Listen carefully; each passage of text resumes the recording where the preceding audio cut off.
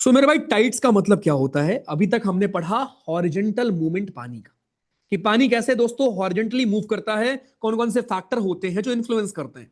Now we will switch to vertical motion of your pani, कि पानी जब आपका ऐसे वर्टिकली राइज करता है, गिरता है, इसको आप टाइड कहते हो। ज्वार भाटा सुना होगा आपने, ठीक है? ओके। नंबर वन चीज, कौन से वो आपके फैक्टर होते हैं जो रिस्पॉन्सिबल होते हैं टाइड के लिए? फैक्टर्स रिस्पॉन्सिबल फॉर टाइड, मैं आपको इसकी एक वीडियो भी शेयर करूंगा। फैक्टर्स रिस्पॉन्सिबल फॉर टाइड्स, ठीक है? कौन कौन से फैक्टर होते हैं? नंबर वन, मून का gravitational pull, very very important.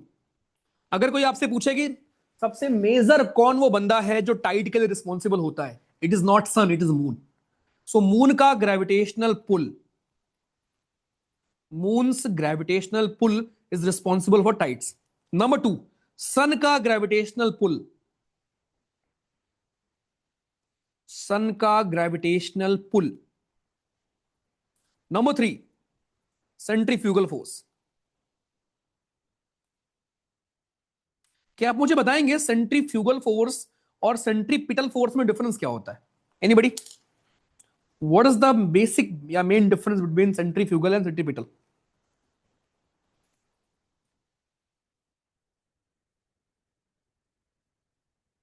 हम्म।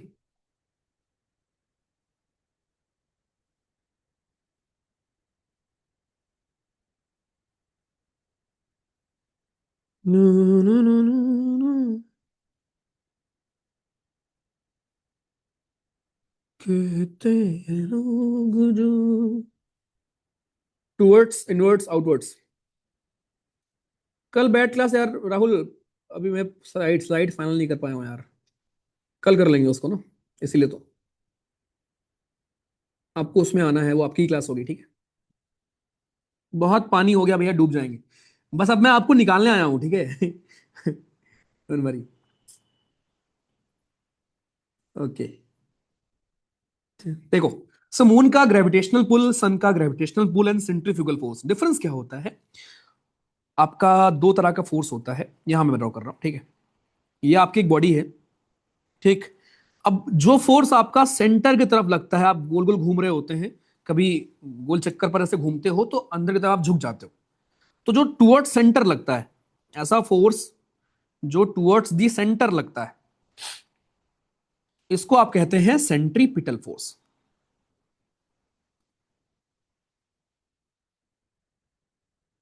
ओके। दूसरा, सुपर 100 में भैया कॉपी चेकिंग होती है, डेली जो भी होमवर्क मिल रहा है, और उन्हें टांग दिया जाता है। तुम्हें बस मैं डांट सकता हूं यहां से, इतना अपने अंदर डिसिप्लिन लेके आ जाओ कि जो भी नोट्स मैं बनाता हूं, जो भी मैं गलतियां मेरे से हो रही गूगल फॉर्म में, सब गलती गलती मैं उसी दिन नोट करूं। बहुत बेसिक चीजें करनी होती हैं एग्जाम क्लियर करने के लिए, जो स्कूल में भी आपको सिखाया जाता था। ओके, कोई बात नहीं, चलो जल्दी इंप्रूव कर लो, बस यही है। तो सेंट्रीफ्यूगल फोर्स दोस्तों लगता है away from centre, and centripetal force is basically centre की तरफ लगता है। अब होता क्या है दोस्तों, ध्यान से समझना। इमेजिन करो ये मून है। अरे यार जगह नहीं रखा क्या मैंने तो, ये रहा। इमेजिन ये आपका मून,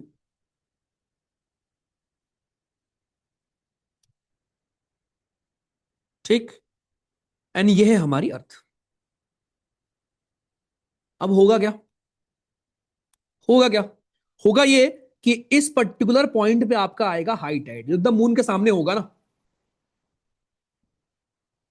इस पर्टिकुलर पॉइंट पे आपका आएगा हाई टाइड, समझे? इधर आएगा हाई टाइड, और सेंट्रीफ्यूगल फोर्स बाहर की तरफ लग रहा होगा, इधर भी आएगा हाई टाइड, यहां पर भी दोस्तों आएगा हाई टाइड, ठीक? लेकिन साइड साइड में आएगा लो टाइड। इस तरफ का जो पानी है, यहां का जो पानी होगा, यहां आएगा लो टाइड। तो ये मतलब होता है हाई और लो टाइड का। ओके, तो moon is the major reason, क्योंकि पास है वो। Okay, so moon is the major force आपका यहां पर, ठीक है? आज एफकेट वालों की भी एक्स्ट्रा क्लास थी यार, मैसेज डाल दो कि सीरियस वालों की क्लास हो रही है। आपकी कल होगी जीएस की क्लास, ये बोल दो, मैं लूंगा। आप ले लेना नेक्स्ट क्लास, ठीक है? मैं कल ले लूंगा, कल मैं लूंगा मैं। कब लोगे? अभी 4:30। नहीं हो पाएगा ना, फिर अब खत्म नहीं हो पाएगा। कितना? नहीं, मैसेज डाल दो कि मैं कर लूंगा क्लास। क्यों? हाँ, कल मेरी क्लास होगी। कल मेरी कल बात। मैं लूंगा मैं। ओके, सो मून दोस्तों क्या है आपका, moon is the major force, ठीक है। तो जो मून के सामने पड़ेगा, यहां पर हाई टाइड आएगा, यहां पर, यहां भी हाई टाइड आएगा, यहां यहां लो टाइड आएगा। बढ़िया, कोई दिक्कत परेशानी कष्ट दुख नहीं। आज अब कुछ टर्म सीखते हैं इसके बारे में, राइट। तो पहले बात तो टाइड क्या होता है, पीरियोडिकल जो आपका राइज एंड फॉल होता है पानी का, वर्टिकल मोशन जो होता है, उसी को आप टाइड कहते हो। Mainly due to attraction of sun and moon, mainly due to moon. Next, surges, एक टर्म होता है सर्ज, क्या होता है? So movement of water caused by meteorological effects, उनको आप सर्जेस कहते हो। पानी में जो ऐसे ऐसे आता है, इसको आप बोलते हैं सर्ज, सर्जेस। ये आपके फोर्सेस रिस्पॉन्सिबल है फॉर टाइड्स के। टाइडल बल्ज क्या होता है भाई, देखो इधर मून है तो इस तरफ हाई टाइड आया होगा, टाइडल बल्ज हो जाएगा, इसके पीछे टाइडल बल्ज, यहां और यहां लो टाइड, इसी को आप बोलते हो tidal bulge. The gravitational pull and centrifugal force are responsible for creating two major tidal bulge, ठीक। Tidal bulge occur while on the opposite side through the gravitational attraction of the moon is less as it is farther away. The centrifugal forces causes tidal bulge on the other side. वही बात है जो मैंने आपको यहां पे लिखा था, जो यहां बनाया था मैंने नीचे, वही बात है। ये देखो, ये एक बल्ज आएगा और एक पीछे आता है ड्यू टू सेंट्रीफ्यूगल फोर्स। ये देखो, तो मून सामने है तो देखो इधर बल्ज आएगा, अट्रैक्शन जो है मून का वो खींचेगा इसको, पानी को, और जो इसके पीछे का पानी है वो सेंट्रीफ्यूगल फोर्स बैलेंस करेगा, तो यहां का पानी उठेगा। तो इस जगह और इस जगह आपको हाई टाइड देखने को मिलेगी, और इधर आपको लो टाइड देखने को मिलेगी। और फिर जब मून मूव करेगा तो फिर चेंज होता रहेगा। ये होता है दोस्तों आपके टाइड। चलो टाइड के प्रकार पड़ता है, ये आपके वही टर्म्स है। एक बे ऑफ फंडाई है कनाडा में, जहां हाईएस्ट टाइड्स आते हैं आपके। Highest tides in the world occur in the Bay of Fundy, जो कि कनाडा में। टाइडल बल्ज यहां पर 15 से 16 मीटर तक उठती हैं ऊपर लहरें आपकी, because there are two high tides and two low tides every day यहाँ पे होता है। Then a tide must come in within about 6 hour period. As a rough estimate the tide rises about 240 centimetre an hour. If you have walked down a beach with a steep cliff alongside, make sure you watch the tides. If you walk for about an hour and then notice that the tide is coming in, the water will be over your head before you get back to where it started. ये आपको दिखा रहा है कितनी high Tide यहां आती है बे of फंडाई में, ठीक। तो पहली बात तो टाइड होता क्या है वो आपने सीखा, टाइड के हमारे फैक्टर्स क्या क्या हैं वो आपने सीखा, राइट। अब हमें पढ़ना है कि टाइड के टाइप्स क्या क्या होते हैं। आ जाओ, उसके पहले दो टर्म हमारे और हैं। एक होता है एब। एब क्या होता है, जो आपका हाई टाइड और लो टाइड के बीच में गैप होता है उसको आप एब बोलते हो। Time between the low tide and high tide when the tide is rising, उसको आप फ्लो या फ्लड बोलते हो, उल्टा है। आइए, टाइड के प्रकार सबसे इंपॉर्टेंट, ठीक है भैया। तो पहला आपका होता है स्प्रिंग टाइड, जो कि नीचे अभी बना भी होगा बट मैं लिख कर पढ़ाना पसंद करूंगा। बस 5 मिनट दोस्त दे दो यार, मस्त एकदम क्लियर हो जाएगा। स्प्रिंग टाइड भैया क्या होता है दोस्तों, सबसे बेहतरीन टाइड या सबसे हाईएस्ट टाइड आपका होता है स्प्रिंग टाइड, ठीक। तो स्प्रिंग टाइड में ध्यान रखना क्या होगा, यहां पर तीनों आपके स्ट्रेट लाइन में होते हैं। तीनों लोग आपके स्ट्रेट लाइन में होंगे। तीनों लोग कौन, गेस करो। सन, मून और अर्थ, तीनों आपके होंगे दोस्त straight line. Sun moon earth तीनों होंगे स्ट्रेट लाइन, ठीक। ये वो टाइड है दोस्त जो 2 बार आएगी एक महीने में, ट्वाइस अ मंथ। कब कब, एक आती है न्यू मून पर और दूसरी आती है फुल मून पर। न्यू मून पर आएगी और फुल मून पर आएगी, ठीक है जी। न्यू मून पर और फुल मून पर आपकी आएगी, परफेक्ट। तो इसमें क्या होता है, 2 हाई टाइड आपके आते हैं एक दिन में, 2 हाई टाइड आएंगे एंड 2 लो टाइड आएंगे। 2 हाई आएंगे और 2 लो टाइड आएंगे। ठीक। अब ये होता है दो प्रकार का, फोकस करो प्लीज यार, रिक्वेस्ट है भाई, हंसी मजाक साइड में रख के प्लीज बस एक बार गहरी सांस लो, पानी पी लो, ठीक है। आई प्रॉमिस एक भी पीवाईक्यूज आपसे नहीं छूटेंगे, सीडीएस एनडीए सीपीएफ के। अभी तो हम पढ़ रहे हैं, और ऐसा नहीं है कि हमें सिलेबस खत्म करने की जल्दी है कोई, ठीक है। बहुत आराम से आप पढ़ रहे हो यार, संडे है, क्या ही करना है घर पे बैठ के, टेस्ट नहीं था तो पढ़ ही लेते हैं भाई, 2 घंटे तो पढ़ना चाहिए यार, ठीक है। चलो, उसके बाद जब हम लगातार क्वेश्चन करेंगे, 3-4 दिन लगातार क्वेश्चन ही क्वेश्चन करेंगे खत्म करने के बाद, ठीक है। तो एम इज नॉट कि खत्म करना है कोई चीज, एम इज कि आप पहले सीखोगे, फिर उसका एप्लीकेशन में आपको सिखाऊंगा, फिर आप अप्लाई करना सीखोगे और फिर आपको अच्छा फील होगा। दैट इज द एम पढ़ाई का। ओके, तो भाइयों आपके जो स्प्रिंग टाइड है वो दो प्रकार के होते हैं। अब देखो मैंने आपको क्या बताया कि स्प्रिंग टाइड में सन और मून और अर्थ तीनों एक सेम लाइन में होते हैं। तो दो पॉसिबिलिटी हो सकती है ना, कि मान लो सन यहां पर, मून यहां पर, और अर्थ यहां पर, ठीक है। दूसरी पॉसिबिलिटी क्या हो सकती है sir? Second possibility could be कि सन हमारा यहां पर, अर्थ हमारा यहां पर, और मून यहां पर। ये भी स्ट्रेट लाइन में है तीनों, ये भी स्ट्रेट लाइन में है तीनों। Okay, perfect. अब ध्यान रखना दोनों के अलग अलग नाम हैं। इसको आप बोलते हो सिजगी कंजंक्शन, इसको हम कहते हैं सिजगी कंजंक्शन, जब तीनों एक लाइन में होंगे और मून बीच में होगा, ठीक है। और ये होता है सोलर इक्लिप्स के दिन। सोलर इक्लिप्स ऐसी तो होता है ना जब अर्थ और सन के बीच में मून आ जाए, और जब मून और सन के बीच में अर्थ आ जाए, इसको बोलते हैं लूनर इक्लिप्स, चंद्र ग्रहण। And this is also called syzygy opposition, syzygy opposition. तो ये दोनों आपके दोस्तों एग्जांपल हैं स्प्रिंग टाइड के, सिजगी कंजंक्शन और अपोजिशन। तो स्प्रिंग टाइड में क्या होता है, बहुत हाई हाई, मतलब आपकी हाईएस्ट टाइड जो पॉसिबल है वो स्प्रिंग टाइड में होती है, बिकॉज यहां पर तीनों एक लाइन में होते हैं, तो मून का भी फोर्स खींच रहा है पानी को और सन का भी खींच रहा है, इसलिए this is called spring tide आपका, ठीक है। ओके, आते हैं दूसरे बजे। दूसरा होता है दोस्तों नीप टाइड, यहां लिख रहा हूं तो आपको दिखा दूंगा, ऊपर लिखा है। सेकेंड वन इज नीप टाइड। नीप टाइड में क्या होगा दोस्त, नीप टाइड में क्या होगा, जब भी सन मून आपके राइट एंगल पर होंगे अर्थ से, इसका मतलब सन जी हमारे यहां पे होंगे, अर्थ जी हमारे यहां पे होंगे, और मून जी हमारे यहां पे होंगे। जब भी जवानों ऐसा होगा कि सन यहां, मून यहां, अर्थ यहां, यानी कि 90 डिग्री पे होंगे तीनों, ऐसे सिचुएशन को आप कहते हो क्वाड्रेचर,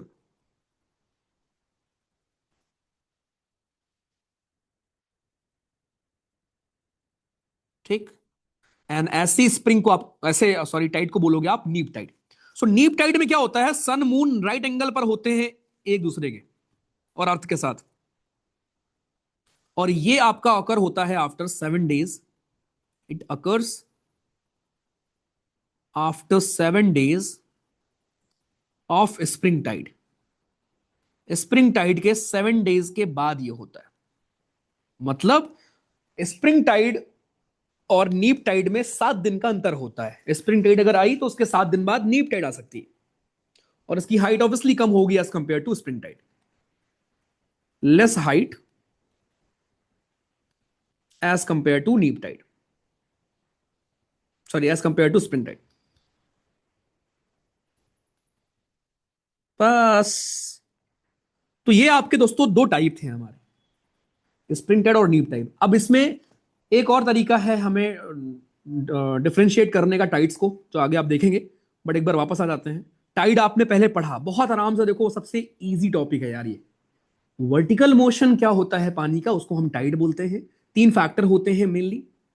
कुछ टर्म्स आपने सीखे टाइड के बारे में, राइट। कुछ फैक्ट्स आपने देखे। टाइड के लिए मेन रिस्पॉन्सिबल मून होता है, यह आपने देखा। 2 प्रकार होते हैं based on height, spring tide and neap tide. दोनों में अंतर क्या होता है, syzygy conjunction, syzygy opposition, quadrature क्या होते हैं वो आपने देखे। स्प्रिंग टाइड में जो बातें मैंने आपको समझाई वही बातें यहां पे लिखी, पढ़ लीजिएगा। हाइट आपकी बहुत ज्यादा होती है नीप टाइड में, ये आपका 7 दिन के बाद होगा स्प्रिंग टाइड। ठीक, ये चीज क्लियर है। ओके, अब कुछ आपके और भी कैटेगरीज होते हैं टाइड्स के, बेस्ड ऑन फ्रीक्वेंसी, कि एक दिन में टाइड 2 बार आ रहा है, 4 बार आ रहा है, 1 बार आ रहा है। इस बेसिस पर भी हम टाइड्स को डिवाइड करते हैं। उसके पहले एक होता है टर्म पेरिजी और एक होता है अपोजी।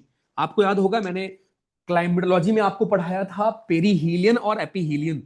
3 जनवरी और 4 जुलाई पढ़ा होगा आपने वहां पर, राइट। सन पास कब होता है अर्थ के, दूर कब होता है। सिमिलरली मून जब सबसे नजदीक होता है उसको बोलते हैं पेरिजी, पी से पास याद कर लो।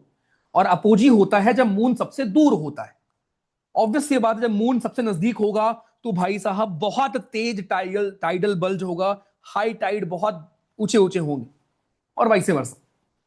तो पेरिजी एंड अपोजी होता है मून के लिए, पेरीहीलियन एपीहीलियन होता है फॉर सन। एंड मतलब वही है, पी का मतलब पास। दैट्स इट, खत्म। सिजगी कंजंक्शन, सिजगी अपोजिशन क्या होता है मैं आपको बता दिया हूं। नीप टाइड में क्वाड्रेचर क्या होता है आप जान चुके हैं। ठीक, लास्ट दो आपके हमारे दोस्तों, based on frequency, right. Frequency का मतलब दिन में कितनी बार टाइड आती है। फ्रीक्वेंसी के बेसिस पर हम दो तरीके से डिवाइड कर सकते हैं अपने टाइड को, वेरी इजी। ठीक है, पहला है आपका diurnal Tide.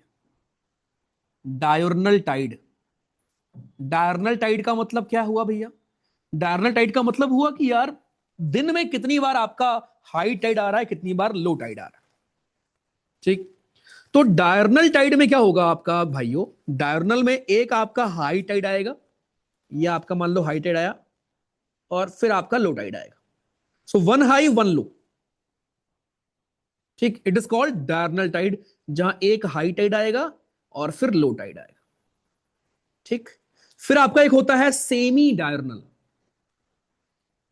Semi diurnal tide, जिसमें क्या होता है, जिसमें दो हाई टाइड आते हैं एक दिन में और दो लो टाइड आते हैं। High tide, low tide, high tide, low tide, एक दिन की बात हो रही है। एंड फिर कुछ होता है मिक्स्ड टाइड हमारा। मिक्स्ड में तो भैया जी कोई लिमिट ही नहीं है, थोड़ा हाई आ गया और हाई आ गया, लो आ गया, कोई लिमिट नहीं। नाम इसलिए उसका मिक्स्ड है, इसमें हाइट अनइक्वल होती है। ओके, तो भाइयों आपने दो तरीके से डिवाइड किया टाइड्स को। एक था कि सन मून और अर्थ की पोजीशन कहां पर है, बेस्ड ऑन दैट हमने डिवाइड किया नीप टाइड और स्प्रिंग टाइड को। उसमें हमने सिजगी क्वाड्रेचर दोनों चीज समझी वो क्या होता है। दूसरा बेस्ड ऑन फ्रीक्वेंसी, कि यार एक दिन में 2 बार टाइड आ रहा है, 4 बार आ रहा है, एक ही बार आ रहा है। ऑन दैट बेसिस हमने टाइड्स को डिवाइड किया डायरनल में, सेमी डायरनल में और मिक्स्ड में। अगर दिन में एक हाई एक लो आता है, उस टाइड को आप बोलते हो डायरनल टाइड। दो हाई दो लो, सेमी डायरनल। और ऐसा कुछ हाई लो नहीं है, अनइक्वल हाइट के हैं, उनको आप बोलते हैं मिक्स्ड टाइड। खत्म, ये देख लो, सब कुछ सेम है कहानी। टाइड जरूरी काहे होते हैं भैया? डैम्स के लिए भी इंपॉर्टेंट होते हैं, बिजली बनाने के लिए इंपॉर्टेंट होते हैं, राइट। हेल्प करते हैं नेविगेटर्स को, फिशरमैन को, मछली वगैरह में हेल्प करते हैं। टाइडल फ्लो आपके लिए भैया जी नेविगेशन में काम करते हैं, शिप के मूवमेंट में काम करते हैं। बहुत सारे फायदे हैं टाइड्स के। ये देखो डैम्स वगैरह में, रिवर एस्चुरीज, बिजली बनाने में देखो। ये आपका भी करंट अफेयर का है, सुंदरबन में बन रहा है आपका एक टाइडल पावर प्रोजेक्ट। खत्म, मजा आया? अरे मजा आया जवानों।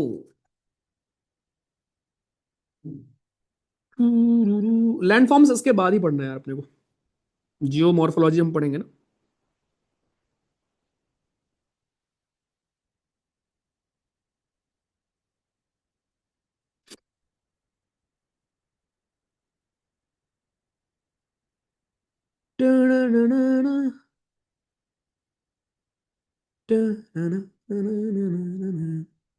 विनीत कंपेटिबली होता है ना यार, डेड सी पे आप कर सकते हो फ्लोट, वैन सी पे थोड़ी ना। हाँ शुभम आपका निकल है।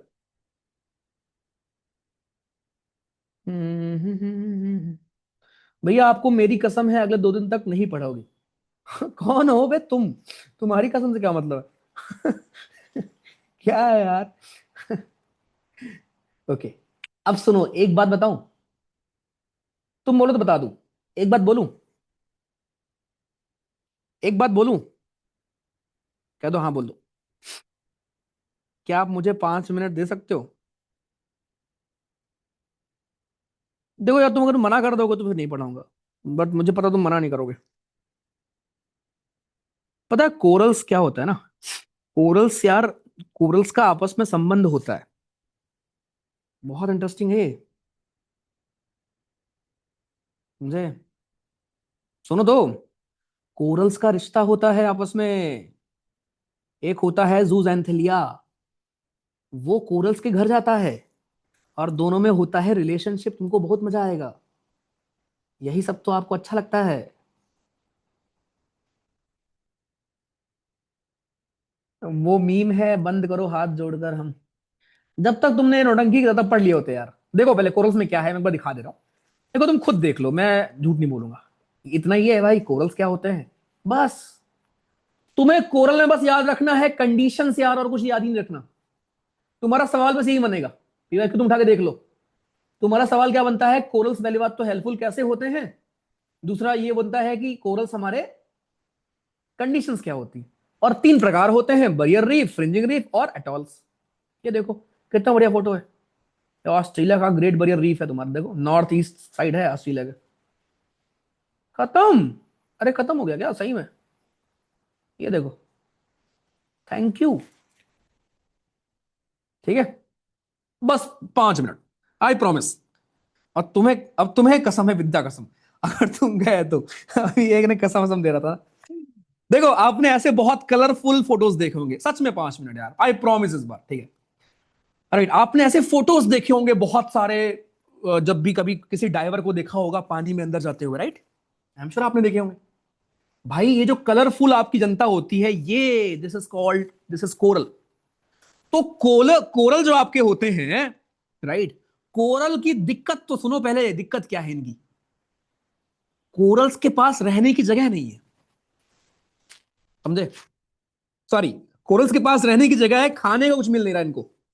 कोरल्स जो आपके होते हैं, पहले बात तो कोरल आपके जीव होते हैं, ये चीज समझ लो भाइयों। कोरल्स आपके हमारे ऑर्गेनिज्म होते हैं, जीवित होते हैं। तो कोरल्स के पास जमीन होती है खूब, 10 बीघा जमीन है इनके पास। लेकिन ये ढूंढ रहे होते हैं कोई खाना बनाने वाला या बनाने वाली मिल जाए। खाना बनाने वाली या बनाने वाला, ठीक। तो एक दिन रास्ते से जा रहे थे और इनको रास्ते में मिल गया जू जैंथिलिया। बस ये 5 मिनट पढ़ लो, फिर मैं आपको एक मस्त बात बताऊंगा। तो एक दिन ये रास्ते से जा रहे थे और इनको मिल गया जू जैंथिलिया।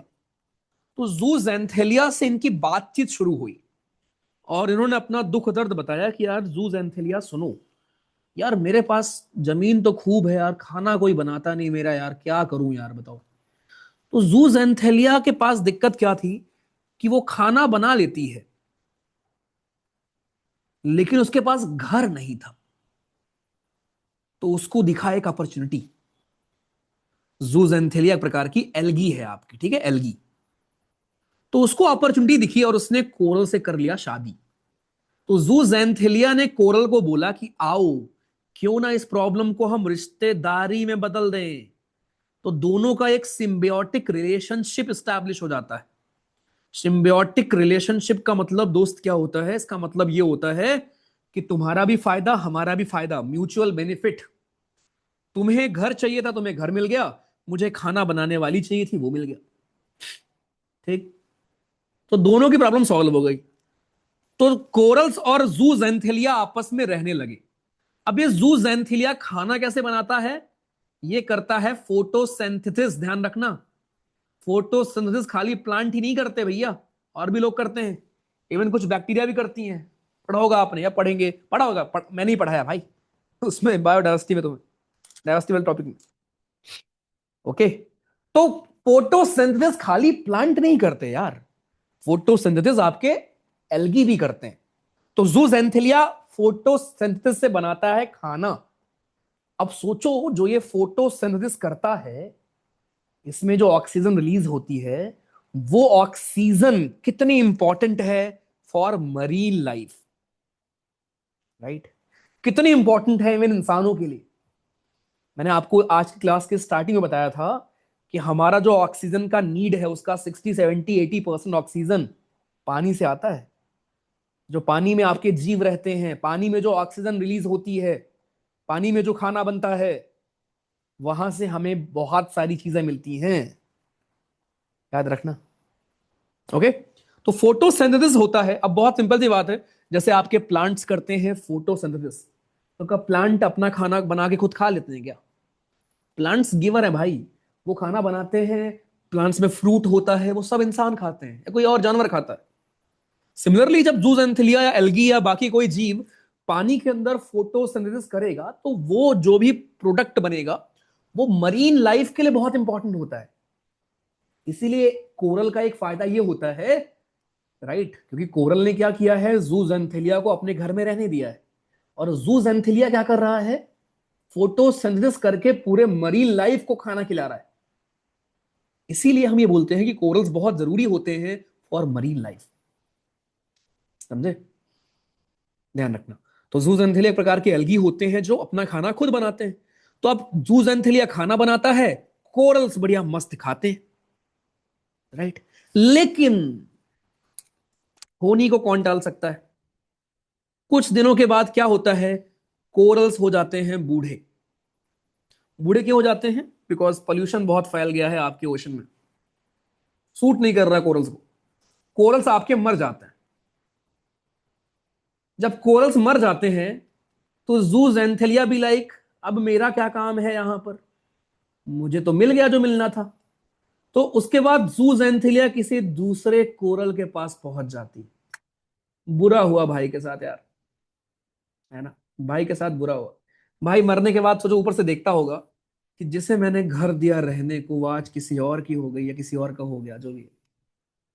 कितना बुरा लगता होगा इसको ऊपर से देख।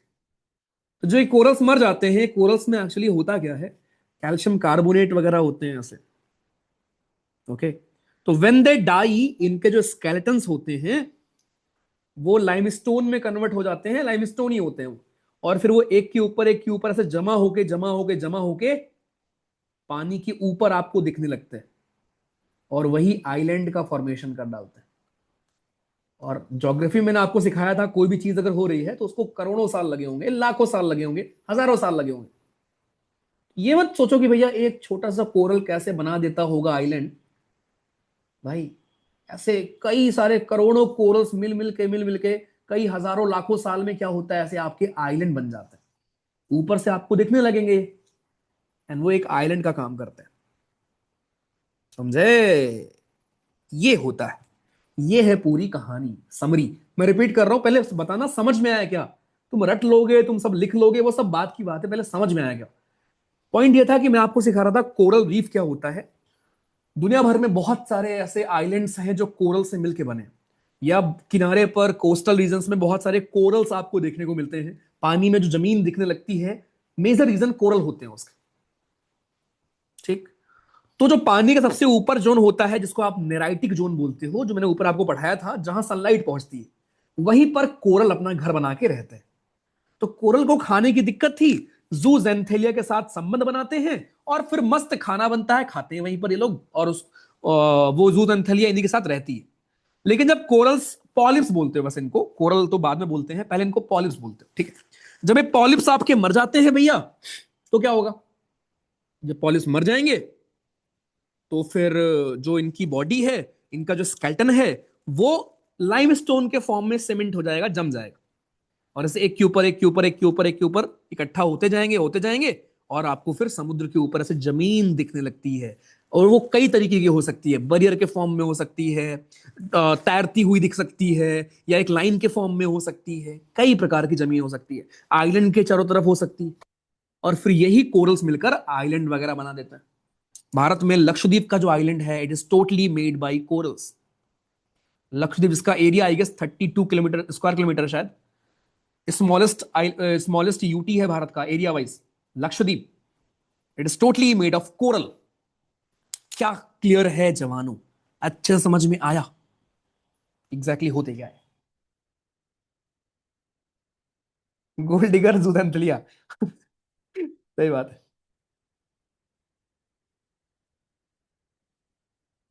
मस्त। ओके, अगर मस्त हो गया, मजा आ गया। पॉलिश पॉलिश पॉलिश, PO, ये ठीक है। तो ये पूरी कहानी थी कोरल की। अब आ जाओ, वही बातें लिखी गई हैं कि भैया जी कोरल पॉलिप्स आपके होते हैं, फिर उसमें कन्वर्ट हो जाते हैं और उसके बाद कोरल रीफ बन जाता है। मैक्सिमम कोरल्स मिलेंगे नेराइटिक जोन में, ऊपर जहां पर सनलाइट पहुंचती है, देख लो। When coral reef die they, उनके जो स्केल्टन होते हैं वो कंसीमेंट हो जाएंगे लाइमस्टोन के फॉर्म। वही बातें अगर समझाया। Ideal condition, of this is very very important. Corals की आइडियल ग्रोथ कंडीशन। अब को एक सवाल ये आता है एग्जाम में कि जरा बताओ भारत में कोरल कहां मिलेगा कहां नहीं मिलेगा। समझे? एक सवाल ये आता है, या दुनिया में कोरल कहां मिल रहा है कहां नहीं मिल रहा है। तो पहली बात तो ध्यान रखना, जहां भी फ्रेश वाटर होगा, साफ पानी होगा। साफ पानी का मतलब जहां ताजा पानी होगा, ताजा गर्म पानी ज्यादा, या फ्रेश वाटर। फ्रेश वाटर जहां पे होगा वहां कोरल आपको नहीं मिलने वाला। इसीलिए बे ऑफ बंगाल साइड कोरल नहीं मिलने वाला आपको। नीचे मिलेगा गल्फ ऑफ मन्नार वगैरह में कोरल आपको मिल जाएगा। कोरल के लिए आपको चाहिए शैलो वाटर, जहां सनलाइट पहुंच जाए। हार्ड सरफेस चाहिए, जहां कोरल जूजेंथेलिया के साथ अपना घर बना पाए। साफ पानी चाहिए, साफ पानी चाहिए, लेकिन फ्रेश वाटर नहीं चाहिए, सलीन वाटर चाहिए। खारा पानी चाहिए, खारा खारा खारा। जितना ज्यादा सलीन पानी उतना ही अच्छा कोरल होगा। हल्का गर्म पानी चाहिए। प्लैंक्टन्स खूब हो वहां पर। ये प्लैंक्टन्स एक तरह के इंसेक्ट बोल लो, जीव बोल लो, जो मछलियां खूब खाती है, और न्यूट्रिएंट्स खूब सारे हो। तो all these are conditions of coral reef. Coral होने के लिए कंडीशंस क्या चाहिए, ध्यान रखना, फ्रेश वाटर नहीं चाहिए आपको, सलीन वाटर चाहिए होता। अब ये तीन प्रकार हैं कोरल के, मैंने आपको बताया कि ऐसे अगर तैर रहे होते हैं किनारे, कोस्ट के नजदीक, ये जो बाउंड्री बनी दिख रही है ना आपको, ये कोरल ही तो है ये पूरे। तो ये प्लीज रीड कर लेना, तुम्हारा ये होमवर्क है कि आप ये डिफरेंस रीड कर लेना। मैं इसलिए बता भी दे रहा हूं, फ्रिंजिंग रीफ का मतलब जो किनारे पर आपके तैरते रहते हैं उनको फ्रिंजिंग रीफ बोलते हो। बरियर, ऐसे लंबे लंबे बरियर बन जाते हैं, ये देखो, लंबे लंबे ऐसे बरियर बन गए, ये देखो, ये कोरल हैं सारे। ओके, ग्रेट बैरियर रीफ, सबसे बड़ी रीफ पढ़ा होगा आपने।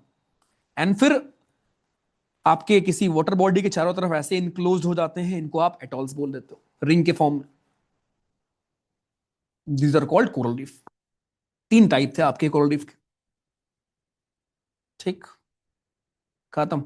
भारत में मेन कहां कहां है? गल्फ ऑफ मन्नार में, गल्फ ऑफ कच्छ में है, लक्षद्वीप आइलैंड पूरा बना है टोटली कोरल का। कोई पूछे भारत में मैक्सिमम कोरल कहां मिलेंगे, तो भारत में मैक्सिमम कोरल मिलेंगे अंडमान निकोबार, बिकॉज कोस्ट बहुत लंबी है ना वहां पे। So, अंडमान निकोबार में you will find maximum corals Bharat में, और लक्षद्वीप का आइलैंड ही बना है कोरल से। ये चीज भी ध्यान रखना। फिर एक टर्म होता है कोरल ब्लीचिंग। अब अगर मरीन पोल्यूशन इंक्रीज करेगा, टेम्परेचर इंक्रीज करेगा, तो कोरल्स मरने लगते हैं। ये देखो, जो ये खुशहाल सारे कोरल थे जूजेंथिलिया के साथ, वो ऐसे मर के सफेद हो जाते हैं। इसी को आप बोलते हो कोरल ब्लीचिंग। और जब कोरल ब्लीचिंग हो रहा है तो वो इस चीज को दिखा रहा है कि इन्वायरमेंट में दिक्कत है। ओके, वो दिखा रहा है कि पोल्यूशन बहुत बढ़ गया है, मरीन पोल्यूशन बढ़ गया है, मरीन लाइफ खतरे में है। और this is not good sign, because class के स्टार्टिंग में आपको बताया था, बिकॉज हमारी मरीन इकोसिस्टम, पानी का जो इकोसिस्टम है, बहुत मेजर रोल प्ले करता है। जो लोग जमीन पर रहते हैं उनके लिए भी खाना, उनके लिए भी वो आपका ऑक्सीजन प्रोवाइड करता है वो। इसीलिए ये भी इक्वली इंपॉर्टेंट होता है। कॉज क्या होता है? ओशन में पोल्यूशन हो जाएगा तब कोरल मर जाएंगे। ओशन का पानी एसिडिफाई ज्यादा हो जाए, एसिड बहुत हो जाएगा तब मर जाएंगे। ग्लोबल वार्मिंग खूब हो जाए, टेम्परेचर बढ़ जाएगा तब मर जाते हैं। ठीक, बहुत सारे रीजन आपके हैं, बीमारी हो गई, low tide, high tide, right, tsunami आ गई, कुछ भी हो सकता है। ये सारे आपके रीजन हैं कोरल ब्लीचिंग। खत्म। थ्रेट क्या है? वही भैया की कोरल ब्लीचिंग, ग्लोबल वार्मिंग बहुत हो रही है, ओजोन डिप्लीशन, ये कहानियां हैं। ये ध्यान रखना कोरल इंपॉर्टेंट क्यों है। Marine diversity, fishing and tourism. Tourism में कोरल कोरल हेल्प कैसे करता है। आइलैंड पे घूमने आते हो, आइलैंड कैसे बन रहे हैं, कोरल से बन रहे हैं। तो coral reef are also very very important for marine life, for tourism. Coast line protection, very very important. नौकरी देते हैं कोरल्स। टूरिज्म में तुमको नौकरी नहीं मिलती। एग्जाम में पूछा है कि नौकरी मिलती है कोरल से, बिल्कुल मिलती है।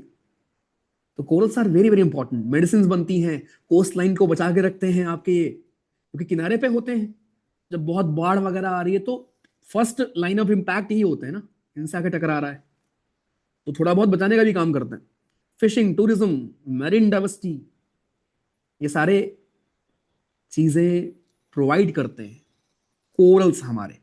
और फिर मर जाते हैं बेचारे, और ऊपर से फिर देखते हैं कि यार ये देखो, अच्छा सिला दिया मेरे प्यार का। Thank you so much. This was pani, this was oceanography.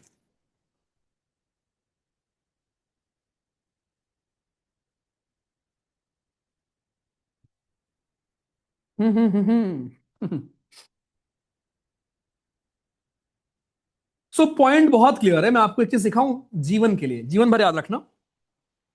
अगर आप किसी काम को करने के लिए अपने को 10 दिन दोगे तो वो 10 दिन ही लेगा। और उसी सेम काम को अगर आप खुद को 1 दिन दोगे तो बिलीव मी वो 1 दिन ही लेगा। समझ में आया कुछ। बहुत भारी बात बोल दी मैंने आपको, शायद कभी समझ में आएगा आपको। ओके बालक पार्टी। तो आपके जीवन में बहुत सारे ओपन लूप्स हैं, है ना। आप इतने परेशान क्यों रहते पता है। क्योंकि जीवन में आपने बहुत सारी चीजों को पेंडिंग रख रखा है कि अच्छा वो वाला बैकलॉग करना है, चलो कर लेंगे। अच्छा यार कल का टेस्ट नहीं किया था, चलो ठीक है कर लेंगे। अच्छा यार पापा का मिस कॉल भी पड़ा है, बात कर लेंगे, बाद में कर लेंगे जी। अच्छा अभी क्या करते हैं, अभी यार रील चला लेते, रील देख लेते हैं। अपने जीवन के लूप्स को क्लोज करना शुरू कर दो। जिन कामों को करने में 1-2 मिनट लगा करे उसको कर लिया करो उस समय। समझ में आ रहा है। इफ यू फील, मतलब बहुत माइन्यूट लेवल की मैं बात कर रहा हूं। ठीक, चलो थैंक यू सो मच। कल शाम को बैट सीरीज की क्लास करेंगे जहां मैं आपको सिखाऊंगा कुछ ना कुछ। थैंक यू सो मच यार। थोड़ी तबीयत डाउन थी यार मेरी।